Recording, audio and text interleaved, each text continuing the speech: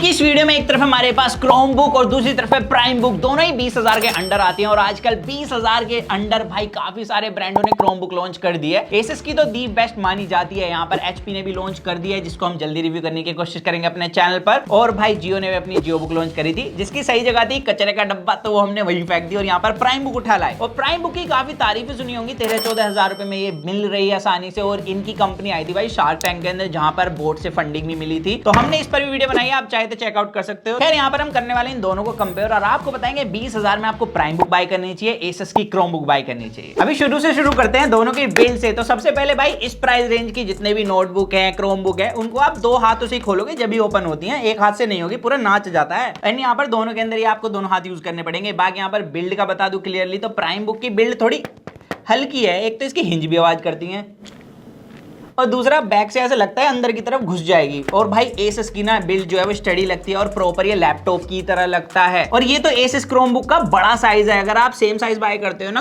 Prime book जितना, तो आपको 15-16 हजार रुपए में मिल जाएगी। तो यहाँ पर बिल्ड वाइज मैं भाई एसएस को पिक करूंगा। यहाँ पर भाई प्राइम बुक के नीचे जो लगे थे ना रबर पैड, वो भी हट चुके हैं, पता नहीं कहाँ निकल गए, इतनी घटिया बिल्ड है इसकी। और प्राइम बुक पे ना जो फिंगरप्रिंट है वो भी काफी लगते हैं। और एसएस का लैपटॉप वाला डिजाइन है एक तरीके से, बिल्कुल ऐसे लगता नहीं क्रोम बुक यूज कर रहे हो। और जो प्राइम बुक है ना भले ही छोटी है साइज में, लेकिन जो इसके कीबोर्ड का साइज है ना वो एसएस के कीबोर्ड कंपैरिजन में बड़ा है और इन्हें चलाने में भी ज्यादा मजा आ रहा है। लेकिन ट्रैक पैड की स्मूथनेस मुझे एसएस के अंदर ज्यादा बेहतर लगी। तो यहाँ पर ऑल ओवर दोनों के पास अपनी डिसएडवांटेज और एडवांटेज है। अब सीधा यहाँ पर डिस्प्ले पर चले तो यहाँ पर साइज का तो एक डिफरेंस है। तो यहाँ पर मैंने बताया एसएस के भी आप सेम साइज को बाय कर सकते हो, लेकिन यहाँ पर बात आती है क्वालिटी की। दोनों में ही एचडी डिस्प्ले दी गई है और एचडी डिस्प्ले होने के बाद भी जो प्राइम बुक है, मैं कह सकता हूँ अंडर 20,000 रुपीज इसकी डिस्प्ले सबसे कमाल की है। मतलब एक तो यहाँ पर जो टेक्स्ट जब आप पढ़ते हो ना स्क्रीन में, वो काफी ज्यादा क्लियर नोट होता है, आपको पढ़ने में मजा आएगा, इतनी धुंधली नहीं लगती जितना एसएस की डिस्प्ले लगती है। और ऊपर से इसके व्यूइंग एंगल्स भी ज्यादा स्ट्रॉन्ग लगे हैं। हालांकि एसएस के पास एक एडवांटेज बताऊं, इसमें आप 4K में वीडियो भी प्ले कर सकते हो। प्राइम बुक के अंदर 4K में हल्की फुल्की जिटरिंग मिलती है, तो आप 2K में स्विच करोगे जब भी स्मूथ चलेगी। लेकिन अब कमाल की बात आती है, दोनों की डिस्प्ले तो एचडी है, 4K चला के करोगे क्या? तो इस वजह से डिस्प्ले वाइज मेरे को प्राइम बुक ज्यादा अच्छी लगी। अब एसएस की डिस्प्ले मजा है ना आए, लेकिन इसके स्पीकर जरूर मजा दे रहे हैं भाई, प्रॉपर लैपटॉप वाले फील होते हैं। लेकिन प्राइम बुक के स्पीकर काफी बेकार है, ऐसा लगता है जैसे घटिया से मैं स्मार्टफोन के स्पीकर इसमें चिपका के यूज कर रहा हूं। अब दोनों के पोर्ट्स की बात कर लेते हैं, तो दोनों के पास डिसएडवांटेज और एडवांटेज है। प्राइम बुक के पास एक भी टाइप सी पोर्ट नहीं है और इसे चार्ज करने के लिए अलग से चार्जर मिलता है बॉक्स में, मतलब वो गोल्डन डी वाला। लेकिन इसके पास मिनी एचडीएमआई पोर्ट दिया गया है। वहीं पर एसएस की बात करें तो एसएस के पास टाइप सी पोर्ट है, जिससे आप अपने फोन के चार्जर से भी इसे चार्ज कर सकते हो। और आजकल के जितने भी फोन आ रहे हैं वो टाइप सी वाले हैं, तो मस्त कनेक्ट भी हो जाएंगे। लेकिन इसके पास एचडीएमआई पोर्ट नहीं है। और दूसरा भाई एसएस के अंदर इंटरनेट चलाने के लिए आपको वाईफाई चाहिए, वहीं पर प्राइम बुक के अंदर आप 4G सिम यूज कर सकते हो, जिसके बाद आप कॉल मैसेज कर सकते हो किसी को भी आसानी से, यहां तक कि इंटरनेट भी चला सकते हो विदाउट वाईफाई। अब बात आती है दोनों की परफॉर्मेंस की। और 20,000 में क्या हम इनके अंदर कर सकते हैं कोडिंग? तो देखो कोडिंग के लिए मैं इनको रिकमेंड नहीं कर सकता, क्योंकि ये एंड्रॉइड बेस है और इसके अंदर मिलता है क्रोम ओएस। तो कोडिंग के लिए आप थोड़े बहुत सॉफ्टवेयर निकाल के थोड़ी बहुत कोडिंग कर सकते हो, लेकिन प्रॉपर कोडिंग के लिए मैं विंडो लैपटॉप ही सजेस्ट करूंगा, थोड़े और पैसे डाल के वो बाय कर लो। लेकिन अब बात करें अगर दोनों की परफॉर्मेंस की, तो देखो चलाने में ना मेरे को प्राइम ओएस थोड़ा सा ज्यादा स्मूथ फील हुआ है। हालांकि यहाँ पर अगर आप दोनों के अंदर टैब ओपन करोगे, मल्टीटास्किंग करोगे, तो वो दोनों इक्वली संभाल लेते हैं बराबर ही। लेकिन यहाँ पर जो स्मूथनेस है ना यूआई को रन करने की, वो मेरे को इसके अंदर ज्यादा अच्छी लगी है। बट क्रोम ओएस के पास भी एडवांटेज ये है कि जैसे ही गूगल की तरफ से है, तो यहाँ पर आपको ऐप स्टोर के अंदर हो सकता है जो एप्लीकेशंस है वो ज्यादा मिल जाएं। बट प्राइम बुक के ऐप स्टोर के अंदर भी मेरे को अभी तक वो सारी एप्लीकेशन मिल गई है जो कि मेरी नीड को फुलफिल करती हैं। बाकी अगर आप सोच रहे हो कि दोनों के अंदर आप तगड़ी गेमिंग कर लोगे, जैसे किसी भाई ने पूछा था कि GTA 5 चल जाएगा,